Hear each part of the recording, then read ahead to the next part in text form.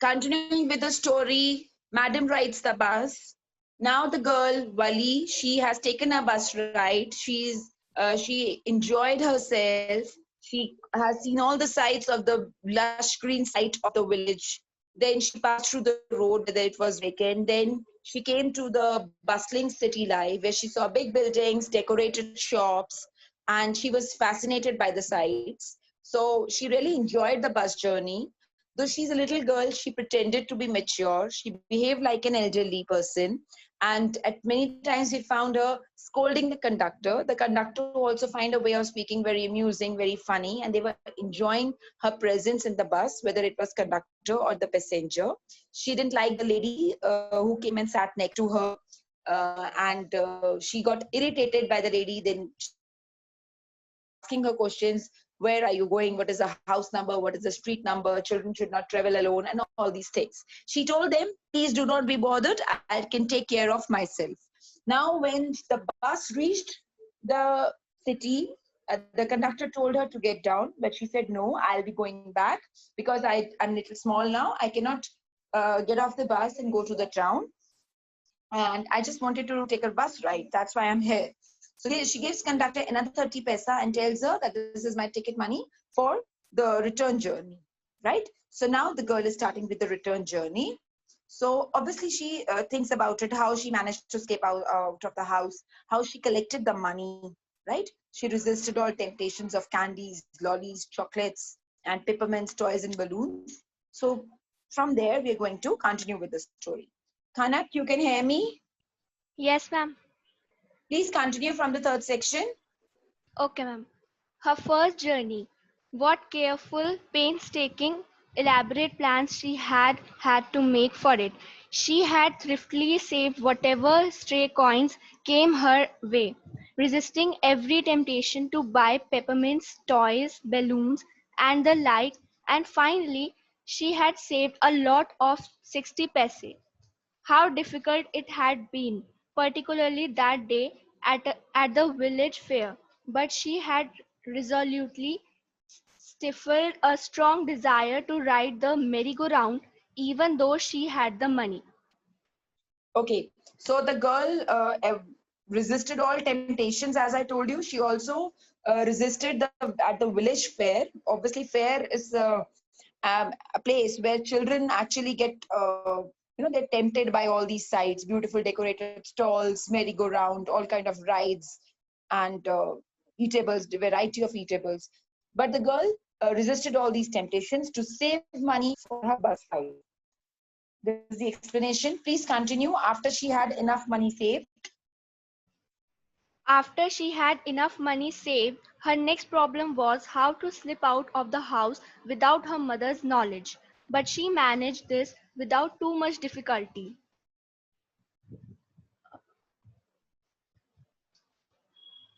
Ma'am, Sorry. maybe it's Yes, about please continue. Every day after lunch. every day after lunch, her mother would nap from about 1 to 4 or so. Wali always used these hours for her excursions as she stood looking from the doorway of her house or sometimes even ventured out into the village. Today, these same hours could be used for her first excursion outside the village. Right. So this she is discussing how she managed to escape out of the house. Every afternoon, her mother used to take naps for 3 4 hours. That was a time when she enjoyed all kind of excursions, whether it was in the village or whether it was now the bus ride. Please continue. The bus rolled on now the bus rolled on now cutting across a bare landscape, now rushing through a tiny hamlet or past an odd wayside shop. Sometimes the bus seemed on the point of gobbling up another vehicle that was coming towards them or a pedestrian crossing the road.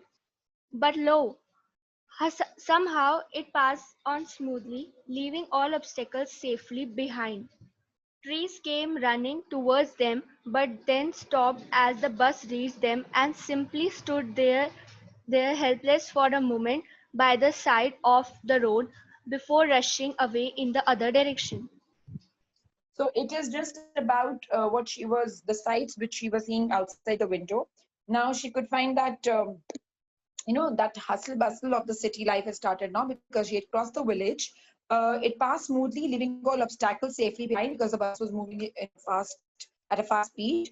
Trees came running towards them. So it generally happens when we are in moving vehicle, we feel as if the trees by the side of the roads, they are moving. So all these things, it was a general sight. She's telling what all she was viewing. Please continue. Just a sec, just a sec. This we have done. Suddenly, Vali clapped her hands with glee. Suddenly Valli clapped her hands with glee. A young cow, tail high in the air, was running very fast right in the middle of the road, right in front of the bus. The bus slowed to a crawl, and the driver sounded his horn loudly again and again. But the more he honked, the more frightened the animals became, and the faster it galloped, always right in front of the bus. This happens very general. I mean, you must have seen when your parents are driving the vehicle. At time, the cows or buffaloes, if they are on the road, they're moving on the road and they come in front of of your vehicle, and you start giving horns. When you're honking, the animal is actually more terrified. The similar thing happened here. There was a cow which was just in front of the bus. So the driver was giving horns again and again, because of which the cow got more terrified. She started galloping in a very fast pace, at a very fast pace, but again, just in front of the bus. She was not getting it. The cow was not getting a sight. Please continue. Somehow this was very funny to Valli. She laughed and laughed until there were tears in her eyes. Hey lady, haven't you laughed enough? Called the conductor. Better save some for tomorrow. At last the cow moved off the road, and soon the bus came to a railroad crossing. A speck of a train could be seen in the distance, growing bigger and bigger as it drew near. Then it rushed past the crossing gate with a tremendous roar and rattle, shaking the bus. Then the bus went on and passed the train station. From there it traversed a busy, well laid out shopping street and turning entered a wider thro- thoroughfare. Such big, bright-looking shops were glittering displays of clothes and other merchandise. Such big crowds. Struck dumb with wonder, Wally gaped at everything. Now, Wali found the cow incident very humorous. She laughed to the extent that the conductor told her that, dear, please keep some of your laughter for tomorrow. I mean, she was laughing so much that she had tears in her eyes. Now, the cow went off the road and the bus stopped at a level, and then she could see the train. Uh, the train passed with a huge roar thereby. Now, the bus moved into a section where there were big, bright shops, right? And there were things on sale. The shops were decorated, so it was that crowded city area and lights of area of lights and decoration. That was a city where the bus had entered now. Please continue. Then the bus stopped and everyone got off except Wally. Hey lady, said the conductor, aren't you get ready to get off? This is as far as the 30 paise takes you. No, Wally said, I'm going back on this same bus. She took another 30 paise from her pocket and handed the coins to the conductor. Why is something the matter? No, nothing's the matter. I just felt like having a bus ride, that's all. Don't you don't you want to have a look at the site now what you are here? All my all by myself. Oh, I would be much too afraid. Greatly amused by the girl's way of speaking, the conductor said, but you weren't afraid to come in the bus. Nothing to be afraid of, what about that? She answered. The bus arrived at Okay, its destination. wait. Bus arrived at destination, and everyone except Wali, they get off from the bus. Now the conductor at the says, well, is there any matter? Why are you not getting down? There she tells, no, I just wanted to have a bus ride, so I came. Now I want the ticket. She took out another 30 paise from her pocket and handed the coins to the conductor. And she said, I want another ticket for the return. right? So the conductor asked her that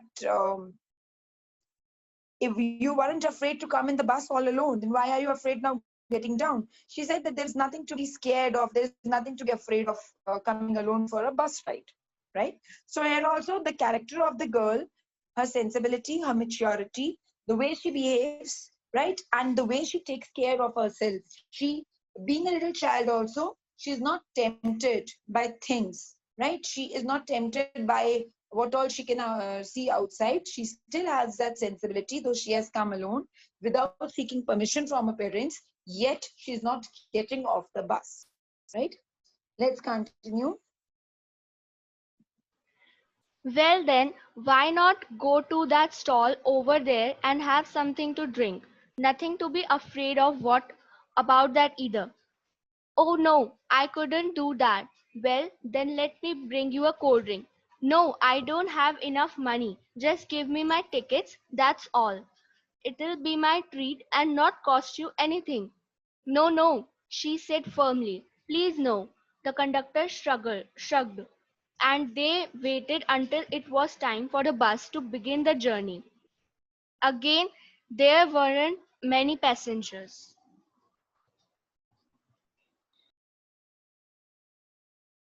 Let's come down. Let's have a walk at the stalls which are there, the shops which are there, or we'll have a drink or something. Why don't you have something? So on this, the girl says, I don't have the money. The conductor says, no problem, I'll treat you, right? Let me bring you a cold drink. See, so she was like, no, I don't have enough money, but I don't want anything from you also. So she said firmly, no. So here again, we also find the girl's etiquettes very clearly.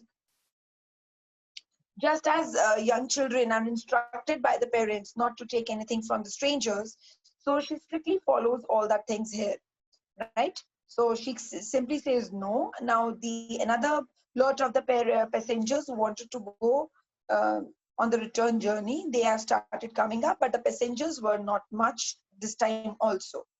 Let's continue with the fourth section. Won't your mother be looking for you? The conductor asked when he gave the girl her ticket. No, no one will be looking for me, she said. Continue, please. The Okay, bus okay, ma'am. started. The bus started, and again there was the same wonderful sights. Wally wasn't bored in the slightest and greeted everything with the same excitement she would felt the first time. But suddenly she saw a young cow lying dead by the roadside, just where it had been struck by some fast-moving vehicle. "Isn't that the same cow that ran in front of the bus on our trip to town?" she asked the conductor. The conductor nodded, and she was overcome with sadness. What had been a lovable, beautiful creature just a little while ago had now suddenly lost its charm and its life, and looked so horrible, so frightening as it lay there, legs spread and fixed in its ma'am, please down,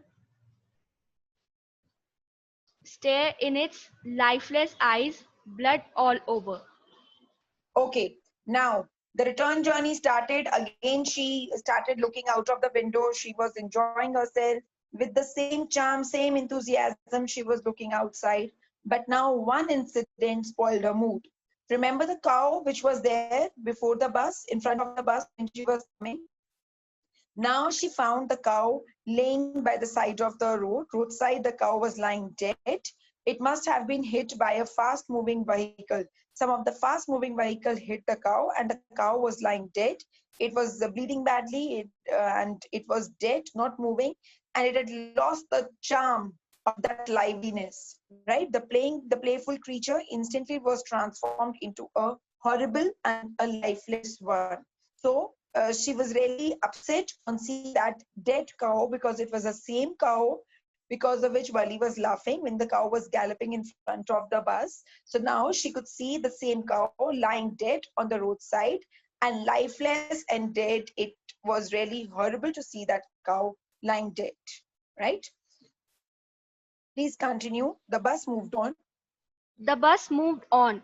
The memory of the dead cow haunted her, dampening her enthusiasm. She no longer wanted to look out the window. She sat thus, glued to her seat, until the bus reached her village at 3:40. She stood up and stretched herself. When she turned to the conductor and said, "Well, sir, I hope to see you again." "Okay, madam," he answered her, smiling. "Whenever you feel like a bus ride, come and join us. And don't forget to bring your fare." Ma'am, screen has gone.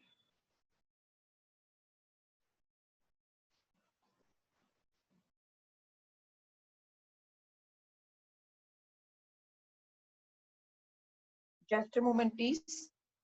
Is the screen visible now? Yes, ma'am. Okay.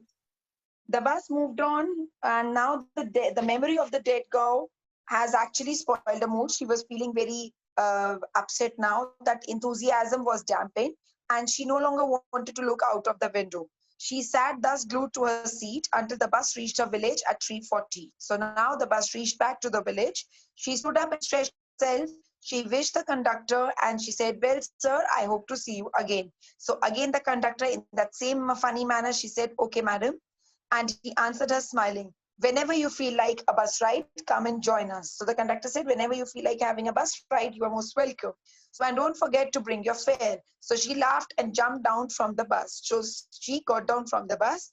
Then away she went, running straight for home. Now she is about to enter her home. So now she's entering her home. Please continue. When she entered her house, we just left with 2 minutes, so hurry up. Read out the stanza. When she entered her house, she found her mother awake and talking to one of Wali's aunts, the one from South Street. This aunt was a real chatterbox, never closing her mouth once she started talking. "And where have you been?" said her aunt when Wali came in. She spoke very casually, not expecting a reply, so Wali just smiled and her mother and aunt went on with their conversation. Moment, please. Hmm. Please continue. Ma'am, I have completed that paragraph.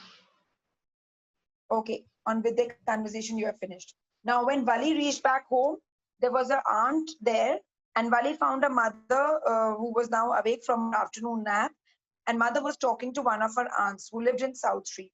The aunt was a very talkative one. Vali called her a real chatterbox, and it was difficult to make her stop talking. The aunt was actually that gossiping lady, and she always used to talk so much. She even asked Vali a question, and without giving her enough time to reply, resumed talking. She asked Vali where you have been, and then she didn't even wait for her answer, and she continued her talk. So Vali was happy with that, that she had, there was no need for her to reply back. Vali also took the benefit of the moment and avoided